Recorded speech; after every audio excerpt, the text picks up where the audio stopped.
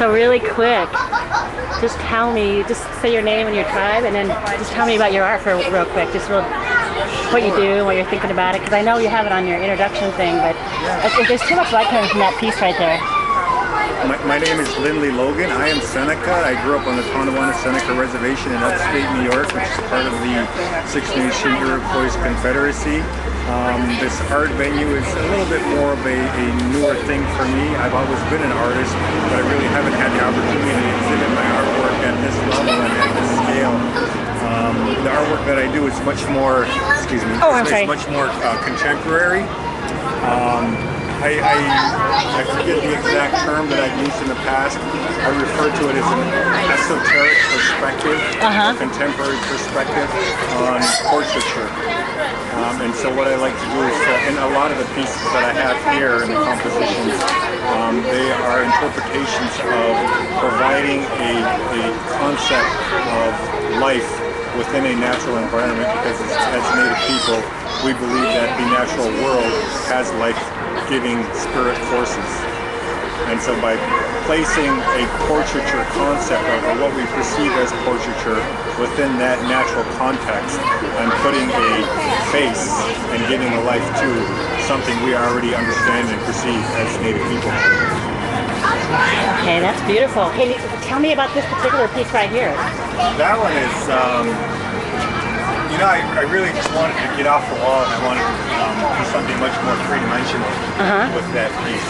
And this portion here, just that portion, is a sketch that's been in my sketchbook for over 15 years. And in going through my sketchbook every so often, I'll revisit sketches. And like I said, this is just a small pencil sketch, just that piece right there.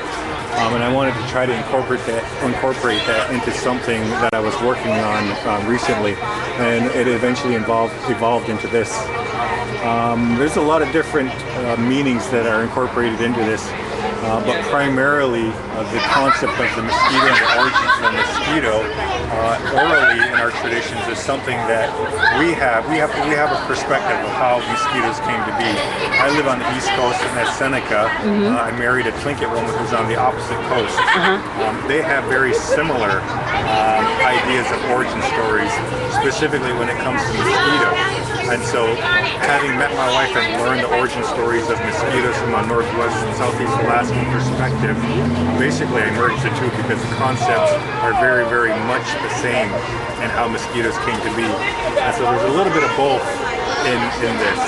So realistically, I mean, my breaking this frame is really influenced by Northwest Native Coast blankets. Ah, right, okay. That was the Sure, yeah. Where the person wears it.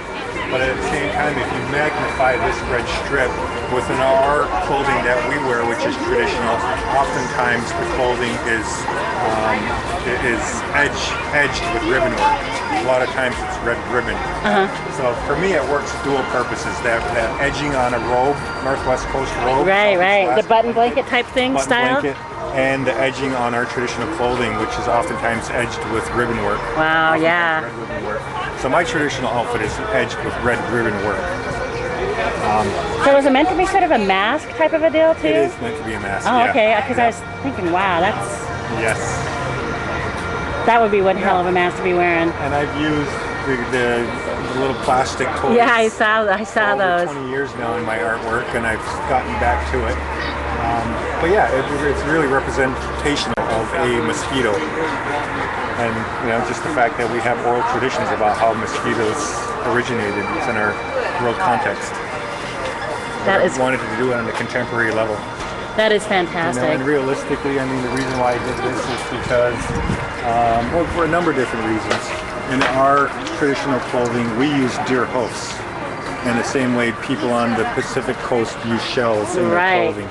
A lot of people around here in Washington State use the canoes, and the dancing, they do the same thing. Right. The movement, they do the same thing. Yeah. But my inspiration is really the fact that we use deer hoofs on our clothes to make the noise and the percussion. While at the same time, I'm very familiar with Northern Plains powwow traditions and jingle dresses. Right. And how somebody had tobacco cans. lids. Yeah. All lids. Yeah. And so that incorporates that fact of contemporary uses of materials. Yeah, it's very, that's amazing. That's an amazing mask. And we do a